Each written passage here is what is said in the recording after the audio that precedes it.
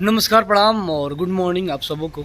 और आप सबसे बता दें कि हमारे सुबह सुबह वो गाना आयल है सगरे चलेला चलाना रंगबाज राजा के, और टुनटुन यादव ऑफिशियल चैनल पे। तो आप सब वो गाना के सुनी जा और ढेर सारा प्यार आशीर्वाद दीजिए भाई के। बहुत ही अच्छा गाना बा। और जो ना गाना के गीतकार बनी सुनील सागर जी, जो हमारे 99% गाना लिखीला। और म्यूजिक आर्या शर्मा जी, रिकॉर्डिंग अनिल यादव कालिका परिवार, और डुएट में बड़ी शिल्पी राज जी। तो आप सब गाना के सुनी जाओ। और हो सके तो शाम को गाना के वीडियो आई, जब वीडियो के लिए बनी धर्मेंद्र यादव जी और सिंटू भैया जो पटना के रहने वाले हैं, और मॉडल है राधा पटेल जी। तो आप सब वो गाना के आप सब एकदम सुनी जा। सगरे चलेला चलाना रंगबाज राजा के।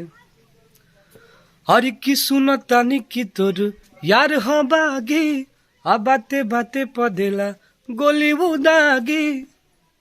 हर की सुनतानी की तोर यार हो बागी, बाते बाते पदेला गोली उदागी।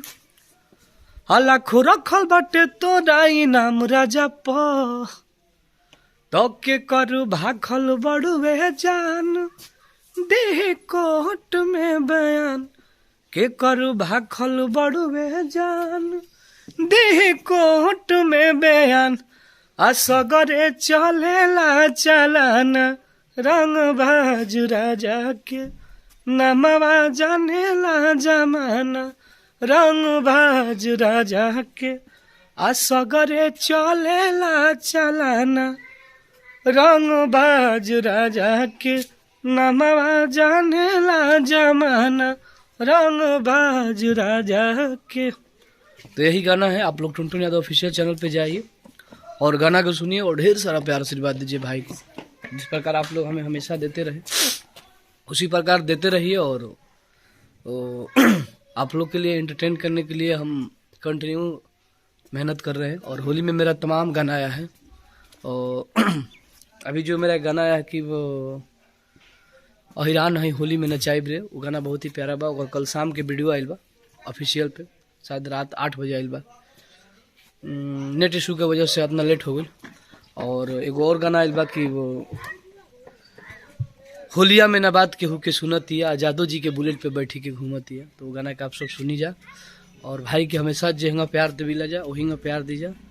और हर गाना इस बार होली में 25 से 30 गाना मेरा आएगा, जिसमें 25 गाना लिखा हुआ सुनील सागर जी का ही होगा, क्योंकि बहुत ही हमारे लिए वो लकी है और हम उनके लिए लकी हैं।